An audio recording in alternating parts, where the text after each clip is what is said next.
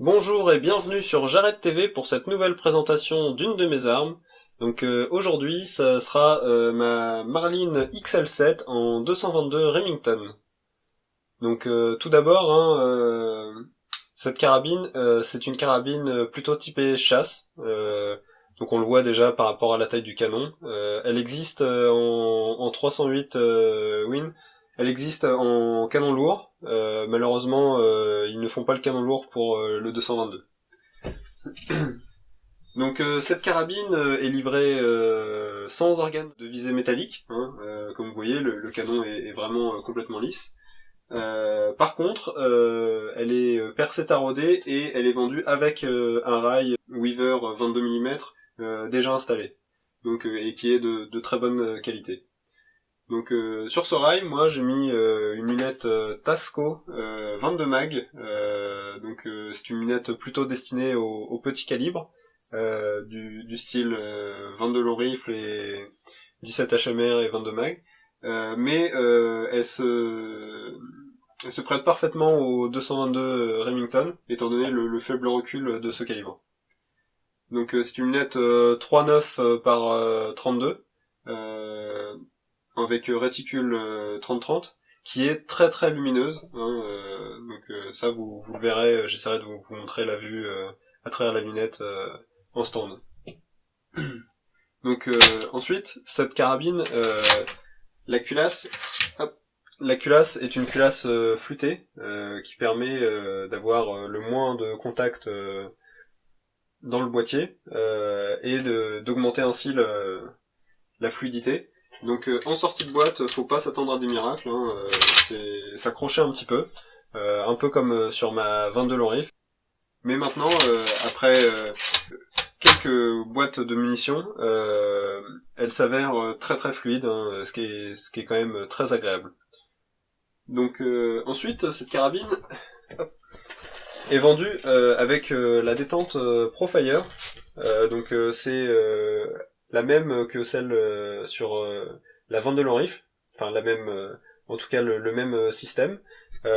Comme vous voyez là, hop, il y a la petite sécurité sur la détente, c'est comme ça qu'on les reconnaît facilement d'ailleurs, ces détentes Profire. Elle est réglable donc comme la 22 long rifle. Je vous montrerai tout à l'heure en démontant le boîtier de la crosse. Donc nous avons ici la sécurité qui est accessible quand même très très rapidement, comme vous voyez, et qui bloque complètement la détente si on la laisse active.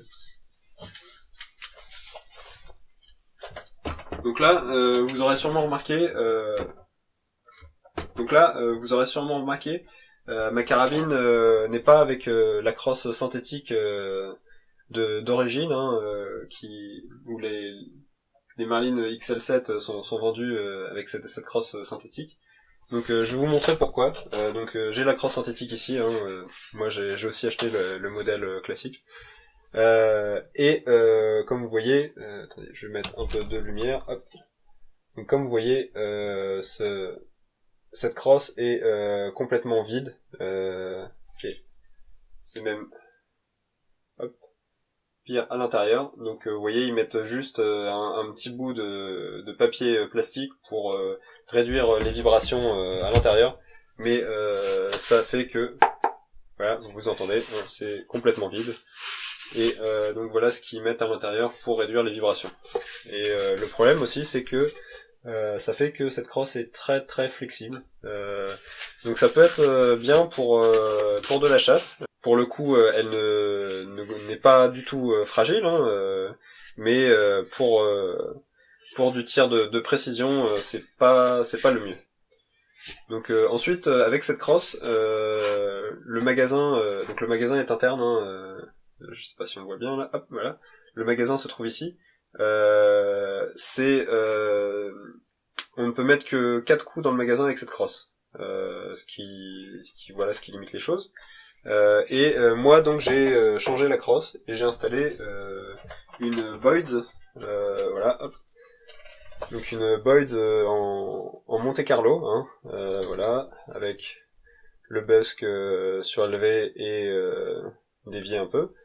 donc qui est de très très bonne qualité. Voilà. Et avec le garde-main pareil.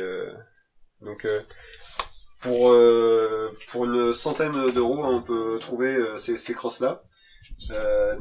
Qui sont de très très bonne qualité et qui permettent en plus après d'avoir un canon flottant, ce que je ne pouvais pas avoir avec la crosse synthétique du fait justement de la flexibilité.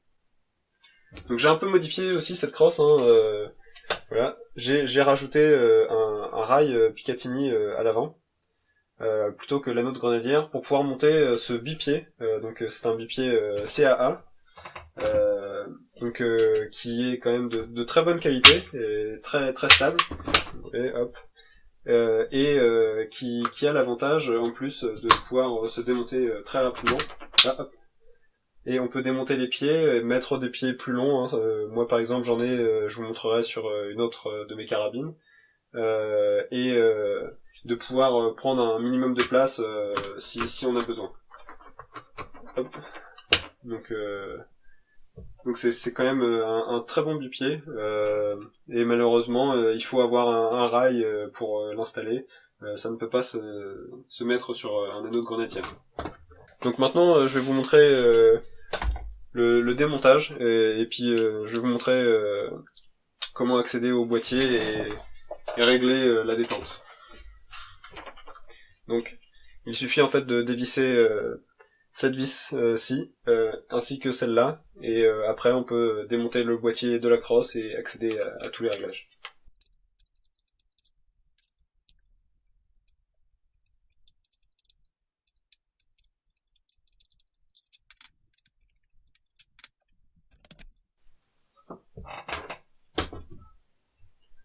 Donc maintenant, il suffit de soulever comme ça, et on a accès à tout.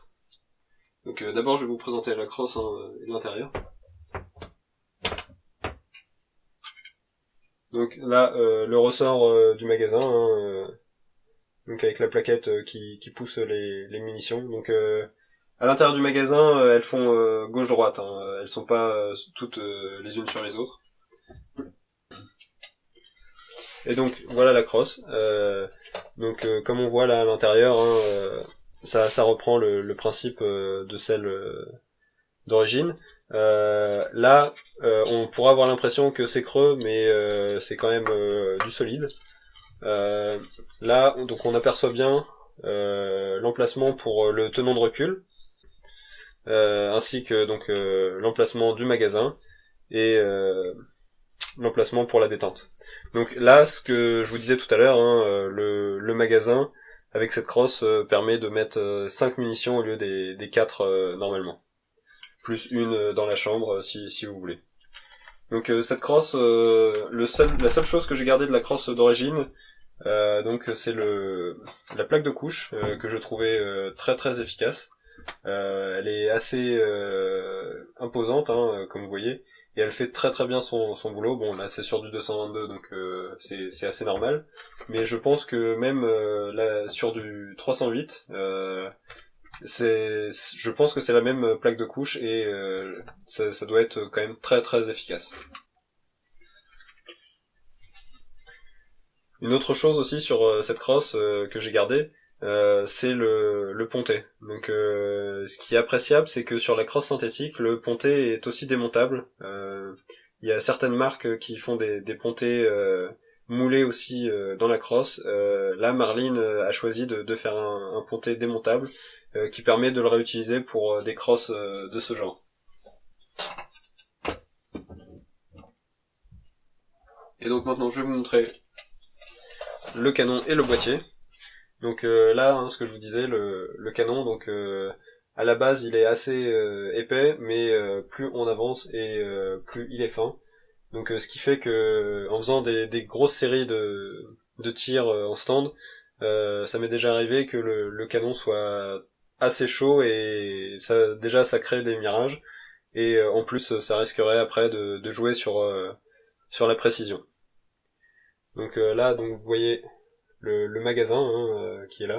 Donc le tonneau de recul, je sais pas si on le voit bien, voilà. Et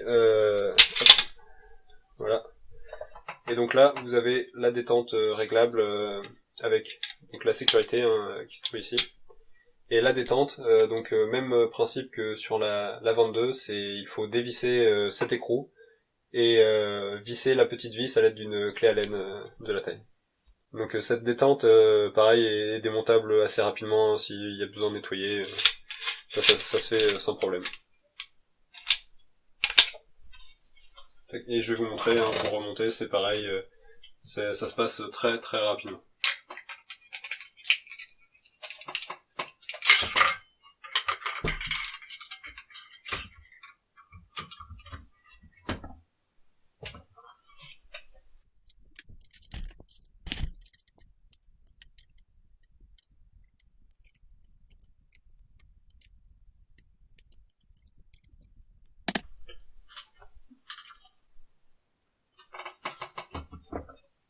Et donc sur cette crosse, j'ai fait comme sur ma 22, j'ai passé un tout petit coup de Dremel pour être sûr que le canon soit bien flottant, parce que c'est le problème, le canon n'est pas forcément bien centré et ça risquerait de toucher un côté.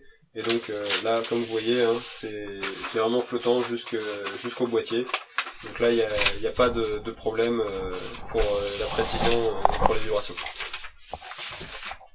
Donc maintenant, je vais vous montrer au niveau de l'éjection comment ça se passe.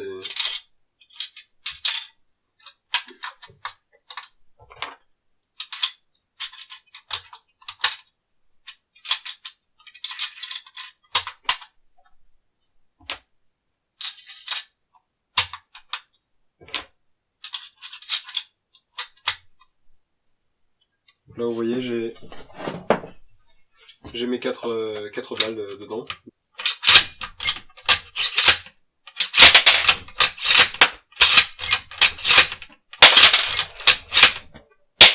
Donc là, comme vous voyez, il y a pas de souci au niveau de l'éjection. Et la culasse est quand même très très fluide. Donc là, il y a pas de problème à faire des séries de 5. Là, j'ai que 4 douilles amortisseurs, donc j'ai pas pu vous montrer avec 5, mais là, il y a aucun souci. Vous verrez ça dans la vidéo de test en stand. Donc j'espère que cette vidéo vous a plu. De toute façon, je referai une vidéo pour justement l'utilisation en stand de cette carabine, avec des munitions PPU que j'ai trouvées pour pas très cher, et ce qui permet de bien s'amuser à moindre coût. Donc n'hésitez pas à vous abonner à ma chaîne, et à la prochaine pour d'autres vidéos.